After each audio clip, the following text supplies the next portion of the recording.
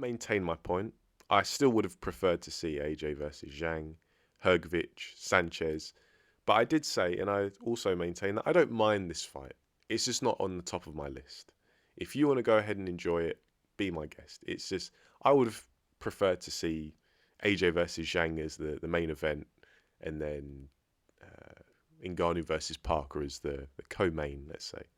Anyway, it's happening.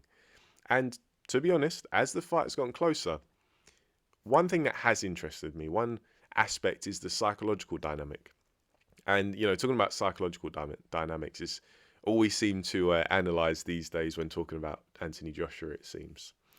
But I feel that these crossover fights can be particularly interesting cases because it's essentially the representatives of two sports coming together and squaring off. I know it's under the banner of boxing, in a boxing ring, under the Queensberry rules, but Francis Ngannou represents MMA, Anthony Joshua represents boxing, and they're coming together, and there can be a lot on the line. There can be a lot of expectation from the fans. There can be bragging rights, pride, that kind of thing.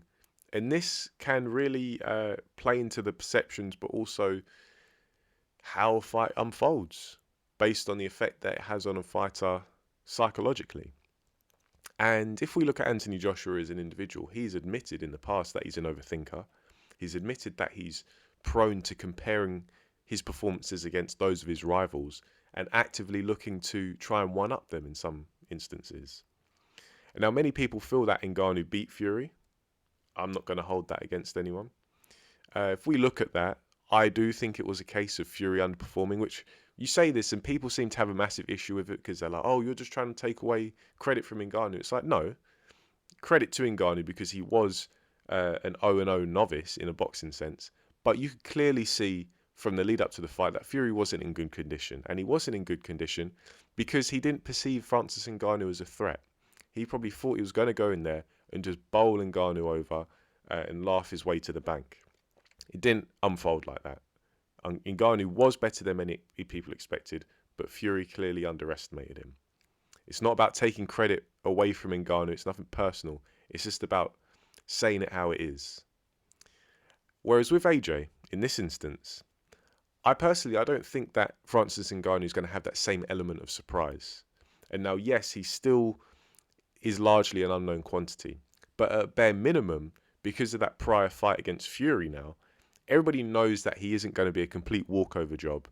And therefore, there's probably a healthy sense of danger felt by AJ where he can't just take the piss of Ngannou. Like, this is still a guy who is a big unit of a man. He's quite strong, quite powerful, and he has two functioning arms and two functioning legs, so he can throw a punch.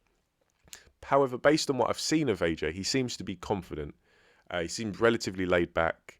He's not overly tense, but there's like a readiness. And that makes sense because he's had 3 wins on the trot now.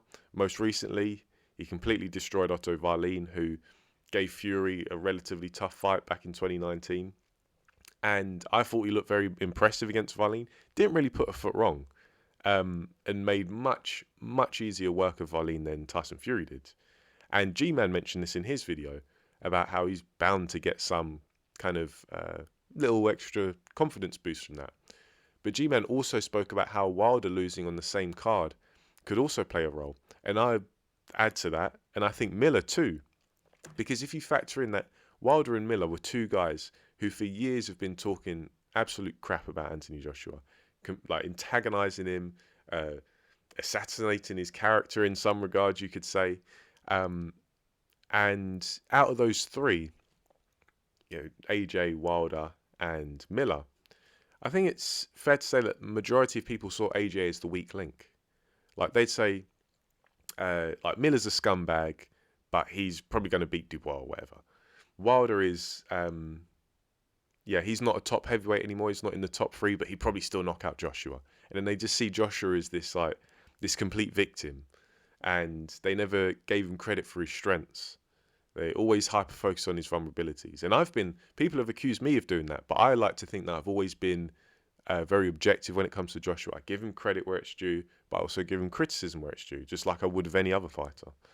But you have to imagine that after that Day of Reckoning card, AJ must feel quite vindicated because he's gone in the ring against Otto Wallin, who gave Tyson Fury a hard fight, easy work.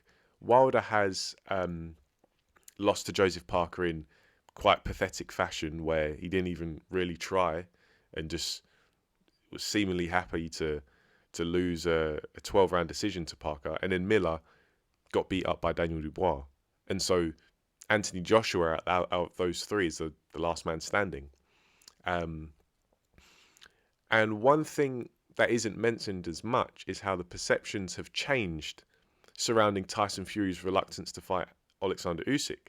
Now, this doesn't directly involve Anthony Joshua, but when it's now clear to the public that Tyson Fury has been dragging his feet to fight Alexander Usyk, and this is regardless of your prediction, regardless of your perception of how that fight goes, should it actually happen, whether you think Fury does a complete job on Alexander Usyk or vice versa, it's irrelevant.